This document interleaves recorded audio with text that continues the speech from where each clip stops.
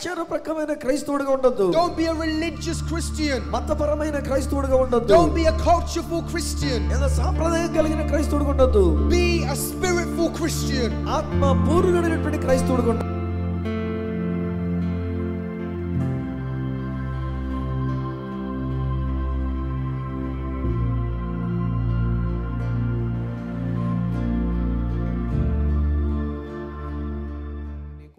I thank you for your favor. నాయనా నీ యొక్క మెప్పును బట్టి నీకు వందనాలు.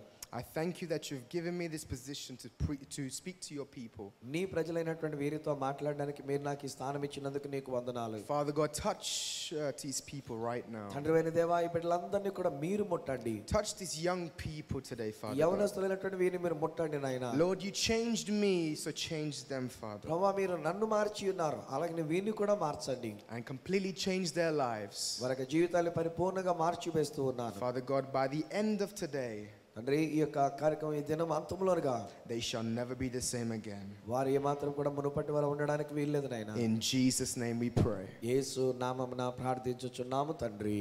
Amen. అందరూ ఆమేన్ చెప్పండి గట్టిగా. Amen. Amen. Hallelujah. Hallelujah. Hallelujah. Hallelujah. Who was here yesterday? నిన్నటి రాత్రి ఎంతమంది ఇక్కడికి వచ్చారో, రాత్రి కొట్టడానికి వచ్చారో వారి చేతిలో చూపించండి. Who was here yesterday? నిన్నటి దినాన్ని ఉన్నటువంటి వాళ్ళు Quite a few of you. కొద్దిమంది ఉన్నారు. Yesterday I shared my testimony. నిన్నటి దినాన్ని నా యొక్క సాక్ష్యాన్ని మీతో పంచుకొని ఉన్నాను. Because I believe that your testimony shouts more than your preaching. ఎందుచేతనంటే మన యొక్క సాక్ష్యం అనేటువంటిది, మన జీవిత సాక్ష్యం అనేటువంటిది మనం బోధించే బోధ కంటే కూడా బిగ్గరగా మాట్లాడుతూ ఉంది అది. You have read the Bible. మీరు బైబిల్ గ్రంథాన్ని చదివారు తంబి. But this is a testimony is what God has done in your life. కానీ సాక్ష్యం అనేటువంటిది దేవుడు మీ జీవితంలో ఏం చేసి ఉన్నాడో అది మనం చెప్పేటువంటిది. God has done in your life. దేవుడు నీ జీవితంలో ఏం చేసి ఉన్నాడో. Yesterday I said one thing. నిన్నటి దినాన్ని నేను ఒక మాట చెప్పాను. That Christianity is not a religion. క్రైస్తవ్యము అంటే ఇది మతము కాదు. Christianity is not a religion. క్రైస్తవ్యం అంటే ఇది మతము కాదు. It's a relationship with Jesus Christ. యేసుక్రీస్తు వారితో కూడినటువంటి ఒక సంబంధ బాంధవ్యమై ఉంటున్నది. It's a relationship with Jesus Christ. యేసుక్రీస్తు వారితో ఉండే సంబంధం. I said something yesterday. నిన్నటి దినాన్ని ఒక మాట చెప్పాను. I said that in Christ, యేసుక్రీస్తులో it's not about seniority, it's about sincerity. ఎంత కాలం నుంచి మనం ఉన్నామనే సీనియారిటీ కాదు కానీ యథార్థత, మనం ఎంత యథార్థంగా ప్రభువులో ఉండి ఉన్నామనేది కావాలి. It's not about how long you've been a Christian for, it's about how deep you are in Jesus. ఎంత కాలం నుంచి నువ్వు క్రైస్తవుడిగా ఉంటున్నావు అనేది కాదు, ఎంత లోతుగా నువ్వు క్రీస్తులో ఉంటున్నావు అనేది కావాలి. I lived a very horrible life. I lived a very horrible life. నేను ఈ లోక సంబంధమైనటువంటి జీవితంలో ఒకప్పుడు నేను జీవించిన వాడిని. I was lost in the world. లోకంలో నేను నశించిపోయినటువంటి వాడిగా ఉండి ఉన్నాను. Just absolutely blinded to the world. లోక విషయంలో నేను ఒక గుడ్డివాడిగా అన్నట్టుగా నేను జీవిస్తూ వచ్చి ఉన్నాను. మానిటర్ నాకు క్లియర్గా ఉన్నాను. But God was so faithful in my life. అయితే దేవుడు నా యొక్క జీవితంలో ఎంతో నమ్మకముగా ఆయన ఉండి ఉన్నాడు. Even though I rebelled against Jesus, నేను ఆ యేసుక్రీస్తు వారికి విరోధంగా తిరుగుబాటుతనంగా ఉన్నప్పటికీ, even though I turned my back on him, నేను నా యొక్క వీపు ఆయన తట్టు అన్నట్టుగా నేను చూపించినప్పటికీ, he never turned his back on me. ఆయన తన వీపు నా పట్టు చూపించినటువంటి వాడు కాదు. Never turned his back on me. ఎప్పుడు కూడా నన్ను విడిచిపెట్టేసి తన వీపు నాకు చూపించిన వాడు కాదు. I don't even deserve to be a Christian. You know that? నేను ఒక క్రైస్తవుడిగా ఉండడానికి అర్హత లేనివాడిని తెలుసా? Forget preaching of God. దేవుని వాక్యాన్ని బోధించడం సంగతి పక్కన ఉంచండి. I don't even deserve to be a Christian. The things that I've done. క్రైస్తవుడిగా ఉండడానికి నేను అర్హుడను కాను. Many people think అనేక మంది అనుకుంటారు that that I'm not worthy. నేను అర్హుడు కాను అని అనుకుంటారు. Many people think I've done so many things. అనేకమైన విషయాలు అనేక మంది అనుకుంటూ ఉంటారు. I've done a lot of sin in my past. అయ్యో నా జీవితంలో గతంలో చాలా తప్పులు చేశాను, పాపాలు చేశాను. No matter what you have done, మీరు ఏం చేసి ఉన్నప్పటికైనా సరే, the love of Jesus will not stop him loving you. ఆ యేసుక్రీస్తు అనే యొక్క ప్రేమ నిన్ను ప్రేమించడం అనేటువంటిది ఆపకుండా ప్రేమిస్తూనే ఉంటాడు ఆయన. His grace is always there for you. ఆయన యొక్క కృప ఎల్లప్పుడూ మన కొరకు అక్కడ ఉంటూనే ఉన్నది. I want to talk about something today. ఈ రోజు కొన్ని విషయాలు నేను మీతో చెప్పాలని ఆశపడుతూ ఉన్నా. I want to talk about a couple of things actually. వాస్తవంగా చెప్పాలంటే కొన్ని విషయాలు నేను మీతో చెప్పడానికి ఇష్టపడుతున్నాను. You know, we are sons. మనం అందరం కూడా కుమారులం. I'll tell you why we are sons. ఎందుకు మనం కుమారులము అనే విషయాన్ని నేను మీతో పంచుకుంటూ ఉన్నాను. Turn to Romans chapter 8. రోమీయులకు రాసిన పత్రిక 8వ అధ్యాయం తీసి చూద్దామండి. Romans chapter 8 verses 15. రోమ పత్రిక 8వ అధ్యాయము 15వ వచనంలో ఉన్నటువంటి ఒక మాట మనం చూద్దాం. For we did not receive the spirit of bondage against fear. మనము మరలా భయపడుటకు దాస్యపు ఆత్మను పొందలేదు గాని, but we received the spirit of adoption whom we cry out, Abba Father. దత్తపుత్రాత్మను పొందినటువంటి వారమై, ఆ ఆత్మ కలిగిన వారమై మనము అబ్బా తండ్రి అని మొర్రపెట్టుచున్నాము. In other translation it says sonship. ఇంకొక తర్జుమాలో ఏమంటాడంటే కుమారత్వాన్ని కలిగి ఉన్నాము అంటున్నాడు. So we are sons. మనము కుమారులము. We are sons of the living God. సజీవుడైనటువంటి దేవుని యొక్క కుమారులమై ఉన్నాము. You know how connected you are to God? నీవు దేవునికి ఎంతగా కలపబడి ఉన్నావో తెలుసా? Do you really know how connected and precious you are to Jesus? నీవు యేసుక్రీస్తు వారికి ఎంత ప్రశస్తమైనటువంటి వ్యక్తిగా ఉండి ఉన్నావో తెలుసా? You know that you are all kings? మనమందరం ఈ లోకంలో మనం రాజులమై ఉన్నామని మనకు తెలుసా? Because let me tell you something. ఒక మాట చెప్తున్నాను. A dog gives birth to dogs. కుక్కలు కుక్కలకే జన్మనిస్తూ ఉంటాయి. A cat gives birth to cats. పిల్లులు పిల్లులకి జన్మనిస్తూ ఉంటాయి. But a king gives birth to kings. కానీ రాజులు రాజులకే జన్మనిస్తూ ఉంటారు. You know where it says king of kings? రాజులకు రాజు ఏమన్నాడు తెలుసా అండి? You know, it says in the Bible king of kings. Bible గ్రంథంలో ఆయన రాజులకు రాజు అని చెప్తూ ఉన్నారు. He's not talking to the king of Barack Obama. ఆయన బరాక్ ఒబామాకి రాజు ఏమాత్రం చెప్పలేదండి ఇక్కడ.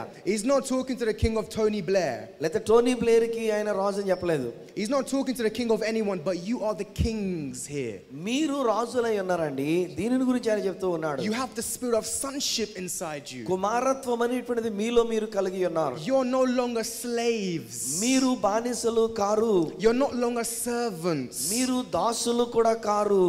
You are sons of the living God. మీరు సజీవుడైన దేవుని కుమారులై ఉన్నారు. You just read it from your own two eyes. మీ అంతట మీరే మీ కళ్ళతో మీరు చదివారు అవి. We have the spirit of sonship inside మనం us. ఇటువంటి కుమారత్వాన్ని కలిగినటువంటి ఒక ఆత్మను మనం కలిగి ఉన్నాము. So stop saying that I'm a servant of God. No, you're not. You're a son of God. కొంతమంది నేను దేవుని యొక్క సేవకుడిని అన్నాడు అంటారు. కానీ దేవుని యొక్క వాక్యం ఏంటంటే మనం దేవుని యొక్క కుమారులమై ఉన్నామని అంటూ ఉన్నాడు. You know, like I said yesterday, నిన్న దినాన్ని నేను చెప్పినట్లుగా I said I'm not a servant. నేను దాసుడను కాను అంటున్నాను. I am a son who serves.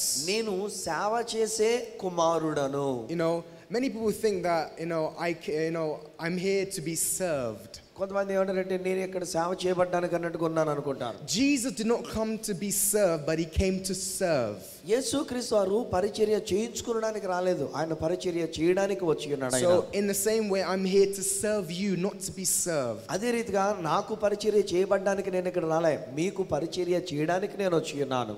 So my precious people, కాబట్టి నా ప్రశస్తమైన వాళ్ళారా, you know, the one thing I want to talk about this afternoon ఈ యొక్క మధ్యాహ్న కాల సమయంలో నేను మీతో చెప్పాలనుకున్నటువంటి ఒక విషయం ఏమనగా is utilizing the grace of God. దేవుని యొక్క కృప అనేటువంటి దానిని మనం వినియోగించుకోవాలి. Utilizing the grace of God. దేవుని యొక్క కృపని మనం వినియోగించుకోవాలి. Let's go to Romans chapter 6. రోమ పత్రిక 6వ అధ్యాయం దగ్గరికి వెళ్ళి చూద్దాము. Verse 14. 14వ వచనంలో గనుక మనం చూస్తే it says, అక్కడ ఇలాగున వ్రాయబడి ఉన్నది, for sin shall not have dominion over you. You are not under the law but under grace. మీరు కృపకే గాని ధర్మశాస్త్రమునకు లోనైన వారు కారు గనుక పాపము మీ మీద ప్రభుత్వము చేయదు. These are not my words. ఇవి నా మాటలు కావండివి. You read it with your own two eyes. మీరు చదివారు మీ కళ్ళతో వాటిని. You are not under the law. మీరు ధర్మశాస్త్రముకు లోనైన వారు car. You are under that grace. మీరు కృప క్రిందనే ఉండిన వారు. You're under grace. మీరు కృప క్రింద ఉండినటువంటి వారు. You know, I see a lot of young people here. చాలా మంది యవనస్తులైనటువంటి వాళ్ళు ఇక్కడ చూస్తూ ఉన్నాను. There's one thing about young people. యవనస్తుల గురించి ఒక మాట ఉందండి. Everything they do, they must have a reason. వాళ్ళు ఏదైనా ఒక కార్యం చేస్తున్నారంటే దానికి ఒక కారణం ఉండి ఉండాలి. They must have a reason. దానికి ఒక కారణం ఉండి ఉండాలి. They will not do anything if they don't have a reason. ఒక కారణం లేకుండా ఏ పని కూడా యవనస్తులైనటువంటి వాళ్ళు చేయరు. You know, I have a reason as well. నాకు కూడా లోకంలో కారణాలు ఉన్నాయి. You know, the reason why I'm doing this నేను ఎందుకు ఈ పని చేస్తున్నానంటే is to show the love of Jesus to many.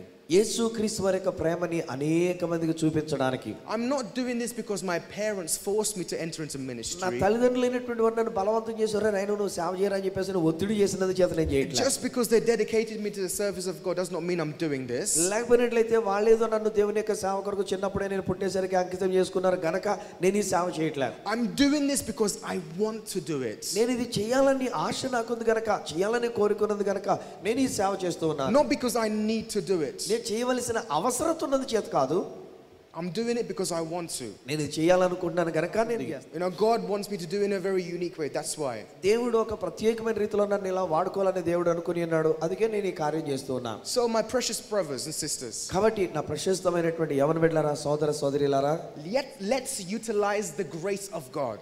దేవుడు మనకు అనుగ్రహించినటువంటి ఒక కృపని మనం వినియోగించుకుందాం. The Bible mentions about His grace so many times. ఈ యొక్క కృపను గురించి బైబిల్ గ్రంథం అనేకసార్లు తెలియజెప్తూ ఉంది. You know, he says, some people minister to me, you know, don't talk about grace.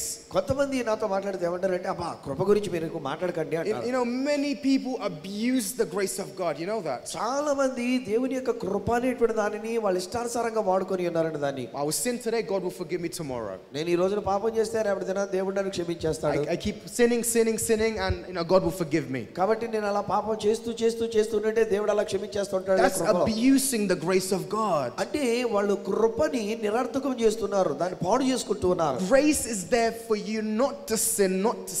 కృప అనేటువంటిది నువ్వు పాపము చేయకుండా ఉండడానికి చేసేటువంటిది కృప. So grace is there for you not to sin. నువ్వు పాపము చేయకుండా చేయునట్లుగా ఉండేటువంటిదే కృప. Not for you to sin.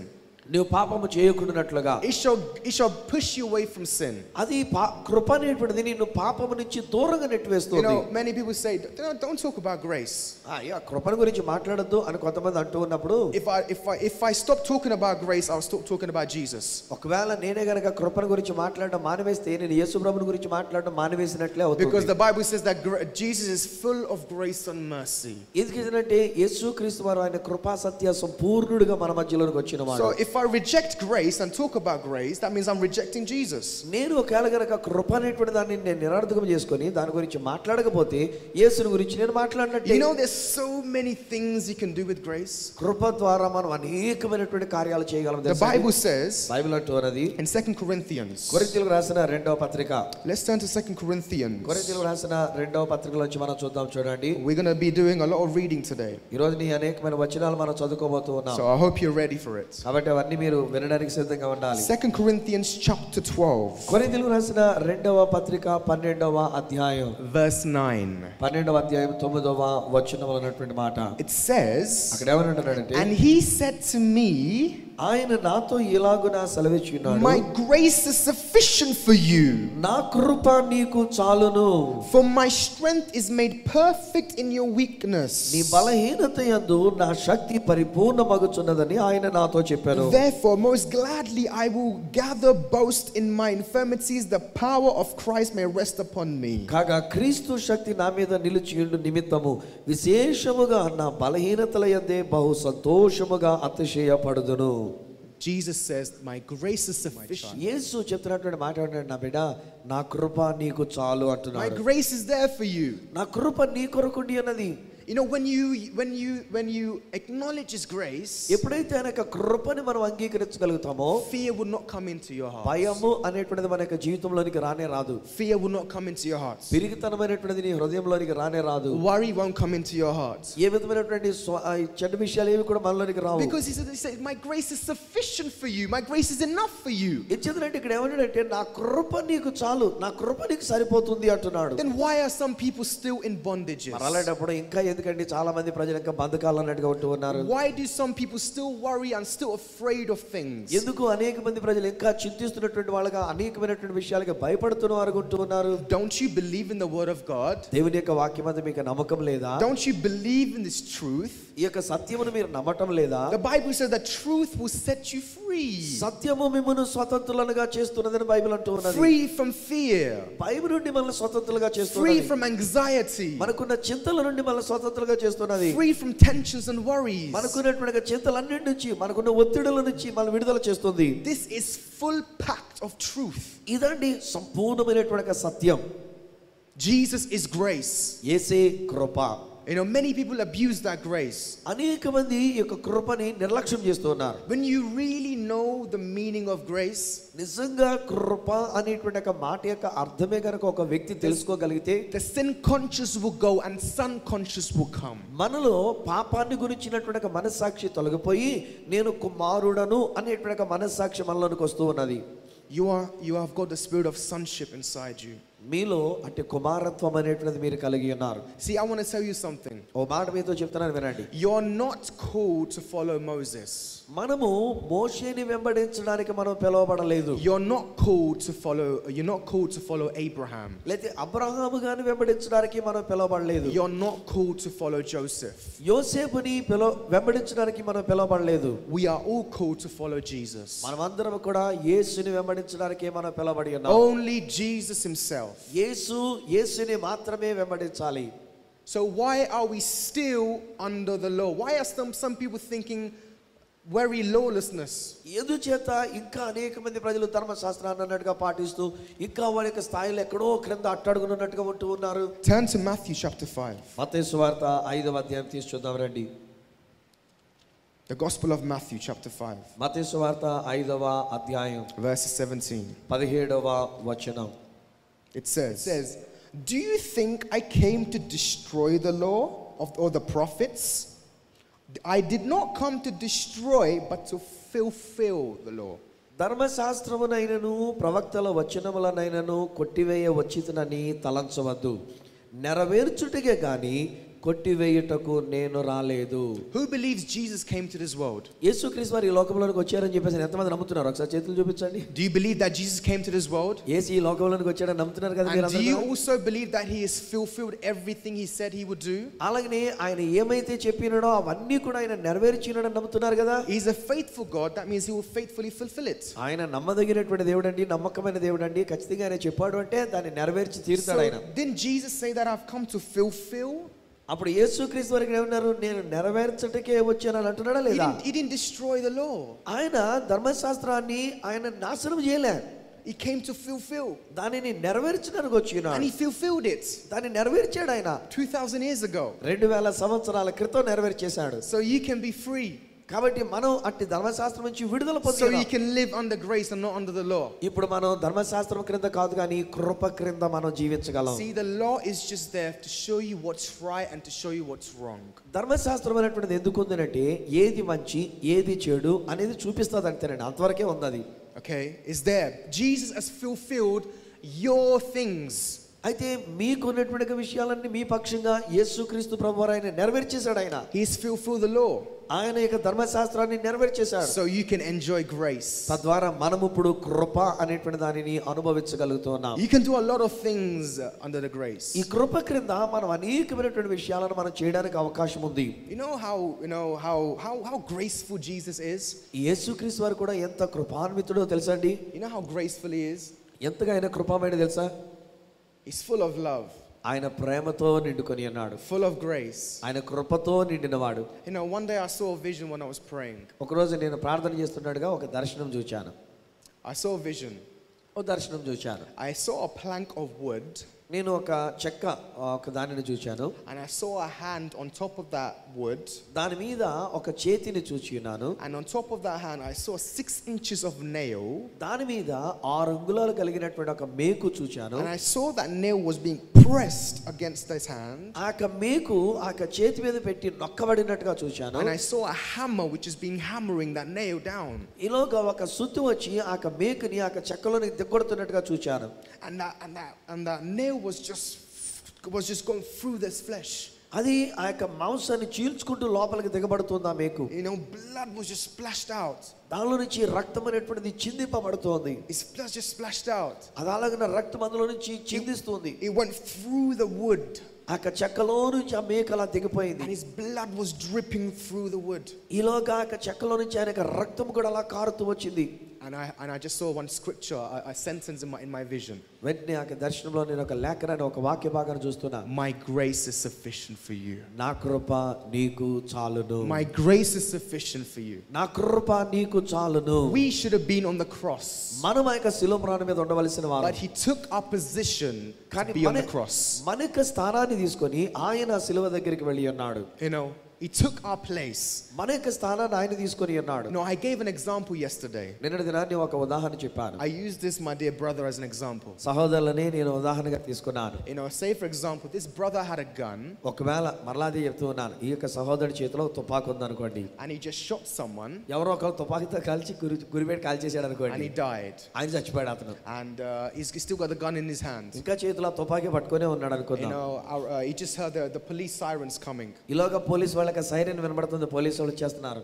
And you know, and you know what Jesus done? You know, he has taken that gun out of your hand. ఇక్కడ యేసు ప్రభు చేసినటువంటి ఒక కార్యం ఏంటంటే, ఇతడు తుపాకీతో కాల్చినటువంటి తుపాకీ ఇతని చేతిలో ఉండగా ఈ తుపాకీని ఆయన తీసుకొని ఉన్నాడు. He said, "Give me that gun. ఇదిగో ఆ తుపాకీ నాకు ఇయ్యి అని చెప్పాడు. Let me face your punishment for you. నీ యొక్క శిక్ష, ఆ పోలీసు వాళ్ళు వచ్చి పట్టుకొని తీసుకెళ్ళి నీకు వేసే శిక్ష అది నేను భరిస్తాను అన్నాడు. Let me go to jail for you. నేను నీ పక్షంగా జైలుకు వెళ్తాను నీ కొరకు. Let me face the punishment for you." నీ కొరకు ఇవ్వబడవలసినటువంటి శిక్ష నీకు బదులుగా నేను భరిస్తాను అని చెప్పాడు ఆయన. That's what Jesus has done. అదండి యేసు మన కొరకు చేసింది. That's how much his grace is sufficient అంతగా for ఆయన you. యొక్క కృప అనేటువంటిది మనకు చాలును అని చెప్తున్నాడు. That's how much he loves you. అంతగా ఆయన మిమ్మల్ని ప్రేమిస్తూ ఉన్నాడండి. You know, many people say, "Oh, God loves me, so I can sin."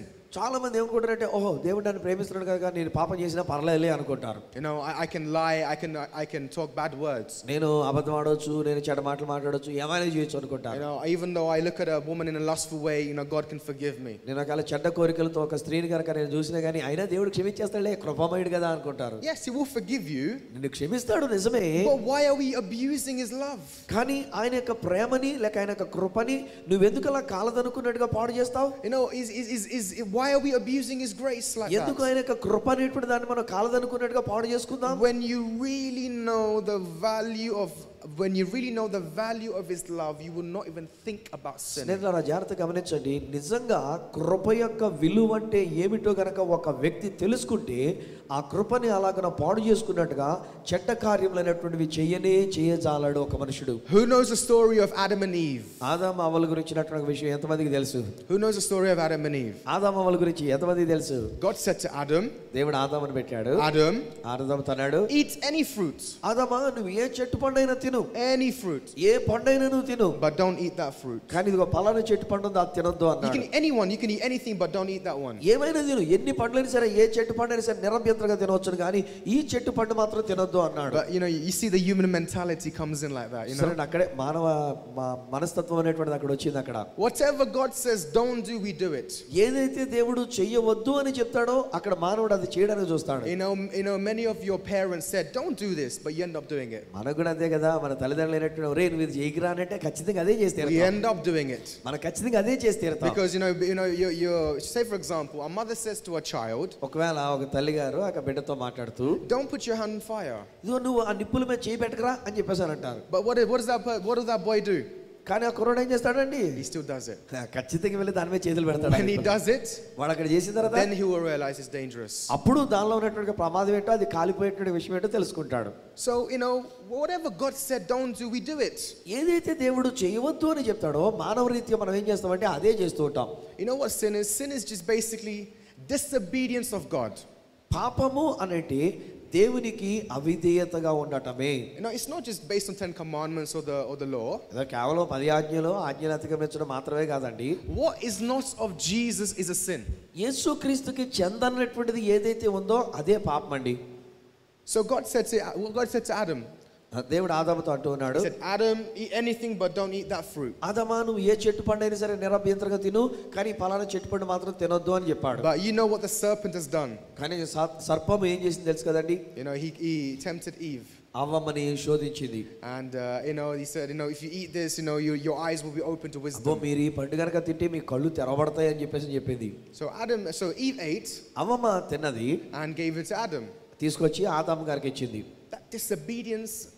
Because of that disobedience, sin has entered.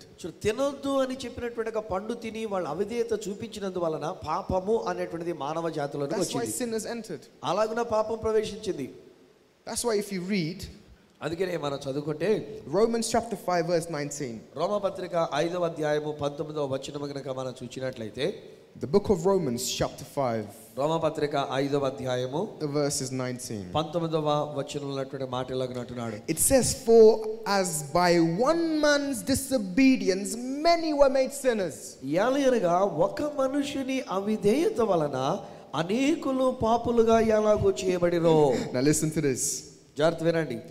So also by one man's obedience many were made righteous. అలాగే ఒకని విధేయత వలన అనేకులు నీతిమంతులుగా చేయబడుదురు. That's why David says, I was a sinner when my mother conceived me. అందుకనే దావీదు గారు ఏమంటాడు, నా తల్లి నన్ను గర్భములో దాల్చినప్పుడే నేను పాపములోనే గర్భము దాల్చబడితిని అంటాడు. So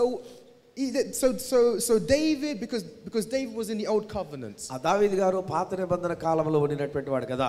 So basically, from Adam to all the way to Christ, ఆదాము గారి దగ్గర నుండి యేసుక్రీస్తు వారి వరకు కూడాను everyone were made sinners.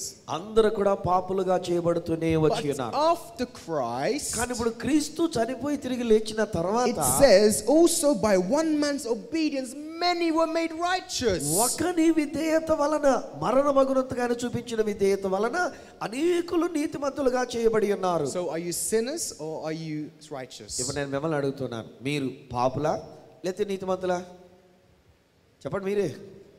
You're righteous. నీతిమంతులు. Not because I'm saying it. నేను చెప్పానని కాసమండి. Not because you worked very hard to be righteous. లేకపోతే మీరు ఏదో కష్టపడి పని చేసుకొని నీతిమంతులుగా It's a ఉండడానికి grace of God. It's a grace of God. ఇది దేవుని యొక్క కృప.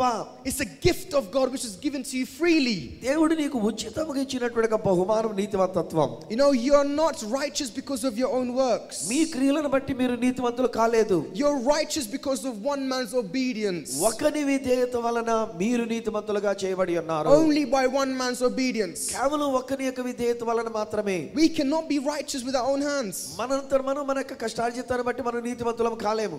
You cannot be righteous with your own hands. మన యొక్క కష్టార్జితమైన పనుల చేత మనం నీతిమంతులం కాలేము. You know, you cannot be perfect by your own strength. మీ యొక్క సొంత బలము చేత మీరు పరిపూర్ణులు కాలేరు. You cannot be perfect like that. మీరు అలాగ పరిపూర్ణులు చేయబడజాలరు. You know, many will say, అనేక మంది అంటారు, many young, you know, I heard from this from a lot of young people. చాలా మంది యవనస్తులైనటువంటి వారి దగ్గర నుంచి నేను ఈ మాట He వింటూ said, ఉన్నాను. no, you know, before I want to be in Christ, I have to be perfect first. నేను ఒక మంచివాడుగా ఉండాలంటే నేను పరిపూర్ణుడిగా మంచిగా నేను ఉండాలి. I have to live a perfect life. నేను ఒక పరిపూర్ణమైన జీవితాన్ని జీవించాలి You know, అనుకుంటా. I have to be perfect before I come to Jesus. నేను యేసుక్రీస్తు వారి దగ్గరికి రాకముందు నేను ముందు పరిపూర్ణుడు కావాలి అనుకుంటాను. Let me tell you something. ఒక మాట చెప్తాను వినండి. If you are already perfect, why do you need Jesus then? నీవు ఇప్పటికే పరిపూర్ణుడు అయ్యుండుంటే గనక నీకు ఇంకా యేసు ప్రభు యొక్క అవసరం ఏంటి అక్కడ? Doesn't the Bible say that he came for the unrighteous, not for the righteous? ఆయన నీతిమంతుల కొరకు రాలేదు, పాపుల కొరకే వచ్చినాడని బైబిల్ చెప్పడం లేదా? Yes, he came for the sinners. He came for the unrighteous people. ఆయన పాపుల కొరకు వచ్చినాడు, దుర్నీతిపరులైనటువంటి వారి కొరకు వచ్చినాడు ఆయన. So before, you know, we think like, oh, I have to be perfect for God before I come to him. అయ్యో నేను దేవుని దగ్గర రావాలంటే, నేను క్రైస్తవుడిగా ఉండాలంటే నేను చాలా పరిపూర్ణుడు కావాలి అని అనుకుంటూ You ఉంటాను. know, I was not perfect when I came to Jesus. నేను యేసు ప్రభు దగ్గరికి వచ్చినప్పుడు నేనేం పరిపూర్ణుడు కానండి. I did not change for Christ, but Christ changed me. నేను క్రీస్తు కొరకు మార్చబడలేదండి, క్రీస్తే నన్ను మార్చేశాడు. I was like a pot of clay in his hands. నేను ఆయన చేతిలో ఒక మట్టి ముద్దగా ఉండి ఉన్నాను. He was sculpturing me, he was shaping me, he was taking bits out. ఆయన నాలో ఉన్నటువంటి అనవసరమైన వాటిని తీసివేసి నన్ను ఒక చక్కని రూపంలోని కన్నట్టుగా ఆయన తీర్చిదిద్ది ఉన్నాడు. So God is not looking for perfection. దేవుడు పరిపూర్ణుల కొరకు అన్నట్టుగా ఆయన కనిపెట్టడం లేదు. He's looking for lovers. ఎవరైతే ప్రేమించే వాళ్ళై ఉంటారో వాళ్ళ కొరకు కనిపెడుతున్నాడు. He's looking for genuine lovers who will love him from the bottom of their hearts. యథార్థంగా ఎవరైతే తమ హృదయాంతరంగంలో నుంచి ఆ దేవుణ్ణి ప్రేమించేవారు ఉంటారో అలాంటి ప్రేమికుల కొరకు ఆయన కనిపెడుతున్నాడు. See, I know that many young people, like they commit suicide and all sorts. చాలా మంది యవనస్తులైనటువంటి వాళ్ళు ఆత్మహత్యలు చేసుకుంటూ ఉన్నారు. Because of love failures. ఏం చేతనంటే వాళ్ళ ప్రేమ విఫలమైనందు చేత. Because they have not succeeded in their love. వారి యొక్క ప్రేమలో వారు విజయవంతంగా కొనసాగలేకపోయారు కనుక తత్ఫలితం ఆత్మహత్య చేసుకోవాలని అనుకుంటారు. And they kill themselves. అలాగనే తమను తాము చంపుకుంటూ ఉన్నారు. You call that love? దాన్ని ప్రేమ అని అంటారు కదండి. Are you comparing your love to the love of Jesus? కానీ మన యొక్క ఆ ప్రేమ అనేటువంటిది యేసు యొక్క ప్రేమతో మనం పోల్చుకోగలిగినప్పుడు అది అద్భుతం అండి. Are you comparing the love of your father and mother to the love of Jesus? ఒక్కొక్కసారి మన తల్లిదండ్రులైనటువంటి వారి యొక్క ప్రేమను తీసుకొచ్చి యేసయ్య ప్రేమతో మనం పోల్చడానికి చూస్తాం. Your parents might leave you, ఒకవేళ తల్లిదండ్రులు కూడా ఏదో ఒక రోజు మనల్ని విడిచిపెట్టేయచ్చు. but Jesus Christ will never leave you, my కానీ friends. యేసుక్రీస్తు వారు మనల్ని ఎప్పుడు విడిచిపెట్టజాలడు. Even if you're in sin, ఒకవేళ నీవు ఇంకా నువ్వు పాపంలో ఉన్నప్పటికీ, you know, if he did leave you, ఒకవేళ ఆయన కనుక మనల్ని విడిచిపెడితే your life will be lost. మన ప్రాణం, మన జీవితం ఇక లేనట్టే, నేను పోయినట్టే. Your life will be lost. మన యొక్క జీవితాన్ని మనం నాశనం చేసుకున్నట్టే, పోగొట్టుకున్నట్టే. Just know something, that he's always with you. ఆయన ఎల్లప్పుడూ మీతో పాటు ఉండి ఉన్నాడు. The Bible says that he is our Emmanuel. ఆయనే మన యొక్క ఇమ్మానుయేలు అని బైబిల్ చెప్తూ ఉంది. That means God is with us. అంటే